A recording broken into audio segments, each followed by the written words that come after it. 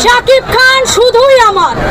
শাকিব খানকে না পাইলে এই উর্মি বিশ্বাস আমি পুরো দুনিয়া বরবাদ কইরা দিতে পারি।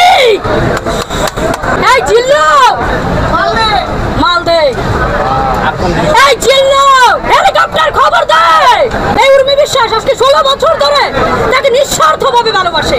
ও বাবা আঙ্কেল আপনিও যাচ্ছেন বরবাদ মুভি দেখতে? শাহরুখ খান সালমান খানকে শাকিব খান ফেল করবে। আমি এটা একটা কথা বলি, আমার এলাকাতে কিছু লোক না জীবনে শাকিব খানের ছবি দেখে নাই, এমন এমন লোক আছে, তারা পর্যন্ত বলতেছে উর্মিরে বরবাদ দেখে আসি। মানে আমার শুই নাই না, তখন শরীরে অন্যরকম একটা লিখতেছিল যে ও বাবা আঙ্কেল আপনিও যাচ্ছেন বরবাদ মুভি দেখতে? যান যান যান ভালো।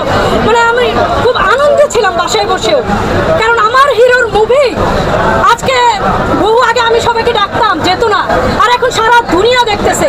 আমি আজকে থেকে 2 মাস আগে যখন একদিন এই যে এইটা বের হয়, আমি যে এই লোগোটা দিয়ে রাখছি বহু আগে ফোনে, যখন বের হয় তখনই আমি বলছিলাম বাংলাদেশ তছনছ করবে না, বরবাদ পুরো বিশ্ব তছনছ করবে, এই কথাটা বলছিলাম, আবেগের বসেও বলছিলাম এবং এটা জানি।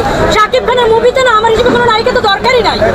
শাকিব খান ঢুকবে, শাকিব খান মার কাট কাট করবে, শাকিব খানের লুক এক্সপ্রেশন ডায়লগ ডেলিভারি দিবে, ছবি এমনি হিট।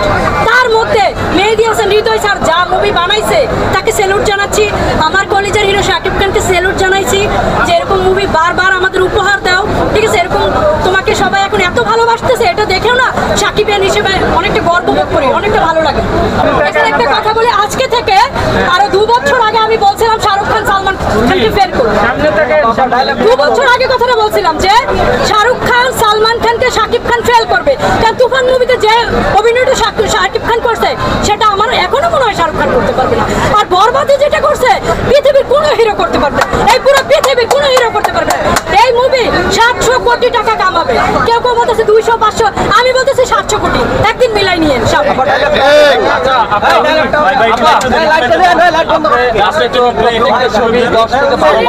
প্রত্যেকটা ছবি 10 থেকে 12 বার দেখে শাকিব খানের ছবি দেখার জন্য শাকিব খানের ছবি দেখার জন্য আলাদা বাজেট রাখেন কিনা?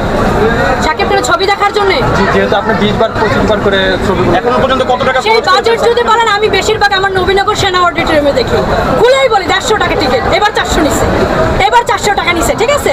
তো আমি বাজেট যদি বলেন সেটা তো 10,000 টাকা হইলে এনাফ হয়ে যায়, সব জায়গায় হয়ে যায়, কথার কথা।